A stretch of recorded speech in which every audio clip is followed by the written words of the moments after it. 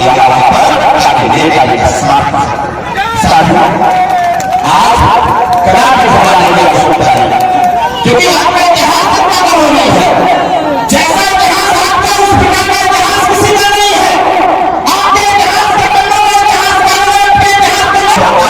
तो भाग्य से महान आपके अंदर लगातार नहीं बताता।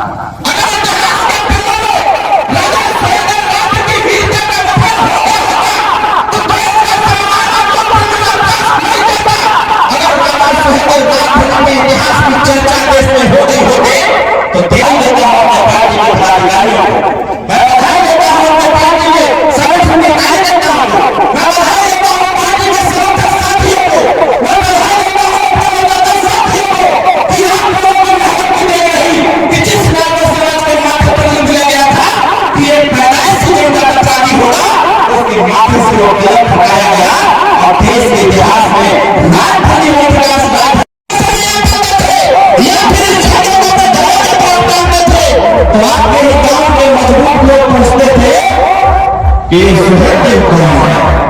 यही बात ने कहा इस देश में 585 राजा और 585 राजाओं में सभी राजाओं को क्या कहेंगे?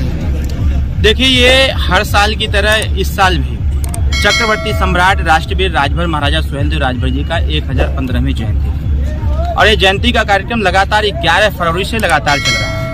अभी मैं कल चंडीगढ़ में अपने कार्यक्रम को संबोधित किया सुहेलदेव जयंती के कार्यक्रम को और सीधे कार्यक्रम करते हुए मैं सीधे यहाँ गाजीपुर की इस धरती पर आया हुआ।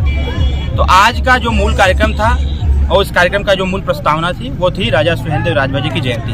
क्योंकि कहा जाता है कि जो समाज अपना इतिहास नहीं जानता, अपने बड़े बुजुर्गों की कदर नहीं करता, वो समाज इस देश में कभी तरक्की नहीं कर सकता। लोगों के द्वारा भी कहा गया है कि जिसका इतिहास नहीं होता उसका विकास नहीं होता है। आज भी इस धरती पर ऐसी ऐसी जातियां हैं जिनका गौरव में इतिहास है, लेकिन उसके इतिहास को न तो लिखा गया, न तो पढ़ाया गया, न तो बताया गया।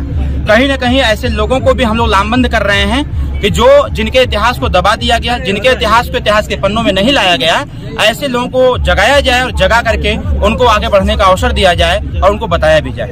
पिछले दिनों पुलिस भर्ती निरस्त की गई, क्या कहना चाहेंगे? नहीं, स्वाभाविक तौर पर है। देखिए, ये होना भी चाहिए था क्योंकि जिस प्रकार से उत्तर प्रदेश सरकार की मंशा है कि कोई भी एग्जामिनेशन हो, कोई भी एग्जाम हो, उसको साफ सुथरी तरीके से कराया जाए।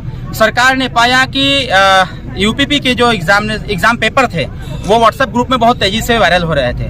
तो हम लोग भी इच्छा थी कि इससे बहुत सारे बच्चे इस अवसर से कहीं न कहीं वंचित रह जाते और धांधली होती। तो इसलिए मुख्यमंत्री जी को भी हम लोगों ने पत्राचार के माध्यम से अवगत कराया था कि इस एग्जामिनेशन को निरस्त करते हुए फिर से सुचारू रूप से समय लेकर के इस यूपीपी की भर्ती को संचालित किया जाए। अखिलेश यादव और राहुल गांधी की जोड़ी कितना कमाल कर पाएगी? कुछ नहीं कमाल कर पाएगी। वो 22 में हम लोग थे साथ में, इसलिए कमाल कर दिए। आप पहले से भी सुन रहे हैं हम लोगों की बाइट को कि 80 की 80 सीट हम लोग इस बार जीतेंगे। 72 सीट तो भाजपा जीत रही है और 8 सीटों पर लड़ाई चल रही है। वो 8 सीटें जब तक हम लोग आ गए उत्तर प्रदेश के पूर्वांचल में, वो 8 सीटें जीत करके इस बार अखिलेश यादव जी को अंडा बेचवाएंगे। बीएसपी में लगातार टूट हो रही है, क्या कहना चाहिए? अब बीएसपी में उनके संगठन स्वाभाविक तौर पर है, जब संगठन काम नहीं करेगा तो लोग बैठ के थोड़ी मजा लेंगे वहाँ पर। और उनके लोग तो हम लोगों की पार्टी से संपर्क में है, बहुत सारे लोग बीएसपी के लोग ज्वाइन कर रहे हैं। अभी 29 तारीख को हम लोग सोनभद्र में बड़े पैमाने पर बहुजन समाज पार्टी के बड़े से छोटे नेता सभी लोग ज्वाइन करेंगे।